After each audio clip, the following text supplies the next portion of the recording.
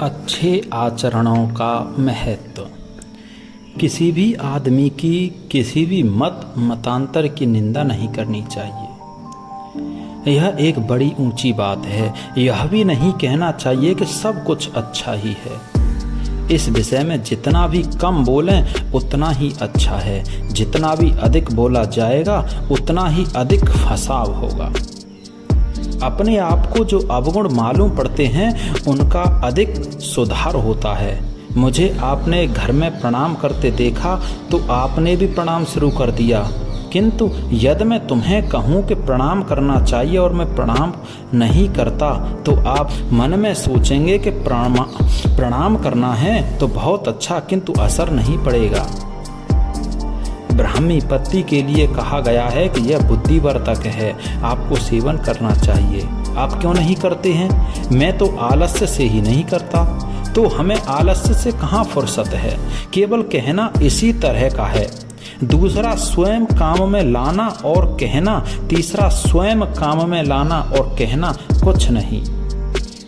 बद्रिकाश्रम आदि में बहुत से ऋषि लोग तपस्या करते थे, किंतु वे उपदेश प्रवचन कुछ भी नहीं करते, क्योंकि उन्हें पूछें और वे उपदेश दें तो दूसरी बात है। आचरण में लाने वाला तो कोई भी नहीं दिखता। जिस तरह भगवा भेष वालों में से एक असली साधु को पहचानना कठिन है, इसी तरह इन प्रवचनकर्ताओं में असलियत कहाँ तक है कुछ भी मालूम नहीं होता। इस असलियत के मालूम न होने के कारण हम लोगों पर असर नहीं पड़ता। जिस तरह थोता चना बाजे घना है, उसी तरह से बोलते तो बहुत हैं किंतु असलियत का पता लगाना बहुत ही कठिन है। वे लोग स्वयं ही जब उन बातों को काम में नहीं लाते तो और दूसरे सुनने वाले कैसे उन्हें कार्य में लाएंगे?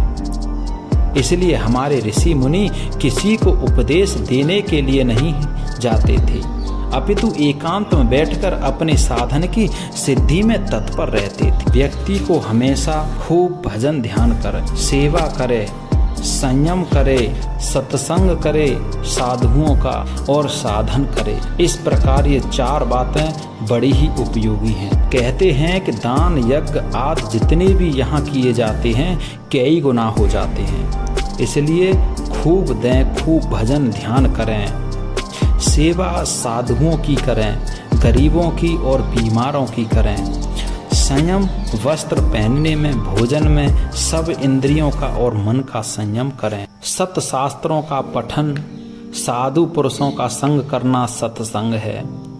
भजन ध्यान आदि खूब जोर से मन लगाकर करना चाहिए, साधना है ये। इस प्रकार ये चार बातें बड़ी ही उपयोगी हैं। फिर इस तरह की पवित्र भूमि है, जो आदमी काल के अनुसार कार्य करे वह काल को जीत सकता है। बुद्धि से परमात्मा का सर्वत्र निश्चय, वाणी द्वारा नाम जप, कान के द्वारा भगवान की कथा सुनना, मन से भगवान का स्मरण करना चाहिए। हम इतनी दूर से चलकर आते हैं, इसलिए खूब प्रेम से और उत्साह से सुनना चाहिए। जो बात सुने उसका मनन करता जाए। नाम जप में जिह्वा को लगा दें और कानों से सुने। मन सुनने की तरफ ही रहे। मन तो एक ही काम करता है, वह एक समय में दो काम नहीं करता। परमात्मा का मन से मनन करना चाहिए, किसी की निंदा स्तुति नहीं करनी चाहिए। यदि आदत पड़ गई हो तो अपनी निंदा जितनी कर सके और स्तुति ईश्वर की, भगवान की चाहे जितनी करे वह कम ही है।